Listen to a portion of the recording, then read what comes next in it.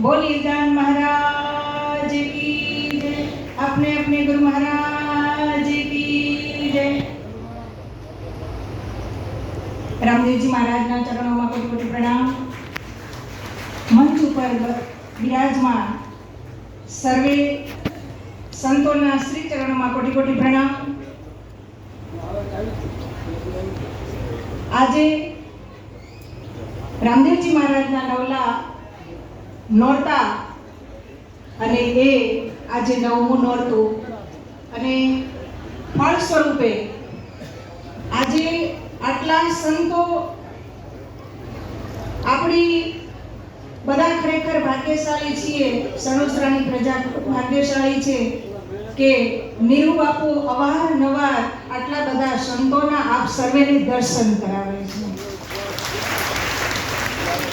અને આ સંતો કોઈ સામાન્ય નથી।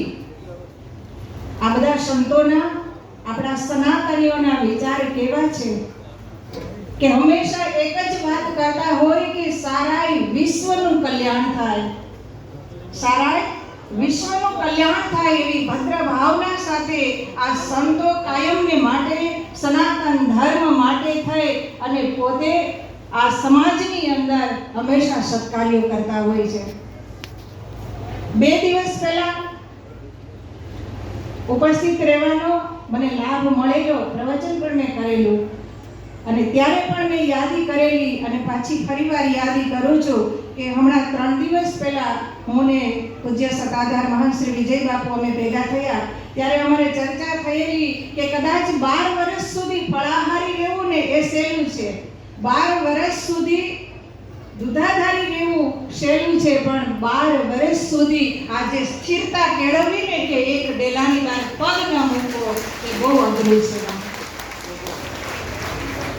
વિચાર કરો કે સંતોને તો ક્યાં સુધીના નિમંત્રણ મળતા હોય, પણ આપ સર્વેને પણ એ સાધનાનું ફળ મળે એના માટે થઈને બાપુના પ્રયત્ન છે। પણ હંમેશા યાદ રાખવું કે આપણે પરમાત્માની પાસે માંગીએ છીએ કે મને થોડું મળે તો પરમાત્મા થોડું આપે, પરમાત્માની પાસે માંગીએ કે મને બધું મળે તો બધું જ મળે, પરમાત્માની પાસે માંગીએ કે મને सब कुछ મળે તો બધું જ મળે, પણ પરમાત્માની પાસે જ્યારે માંગો ને કે મારે કાંઈ નથી જોતું ત્યારે પરમાત્મા કે આવા સંતોના સ્વરૂપે હું તમને મળું છું। બાપ મારે વક્તવ્યને વિરામ આપું છું। ઓમ નમો નારાયણ, જય ગિરનારી, જય દાન મહારાજ। પૂજ્ય આપણા સૌના સદનસીબે આજે અહીંયા જગતગુરુની ઉપસ્થિતિ છે પૂજ્ય મહેન્દ્રગીરીજી મહારાજ। જોરદાર તાળીઓ સાથે આપણે સૌ વધાવીએ। જેમના નામ માટે, જેમની ઓળખ માટે નામ જ પર્યાપ્ત છે।